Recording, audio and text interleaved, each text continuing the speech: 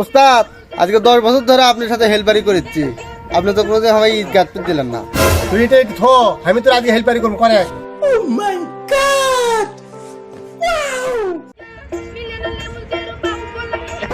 এলে কি মশলা মিশিয়েছো? হ্যাঁ মশলা মিশাবার পাশে এলে কোনো মশলা হলো? এ যাবৎ কি হেল্পারি শিখছো? হ্যাঁ মশলা মিশাবার পাশ না। ওস্তাদ আমি মেলা কাম করেছেন, এখন আমাকে দেন, ওটা আমাকে দেন। এখন অনেক কাম করেছে, এগুলো মশলা মিশানো থাকলে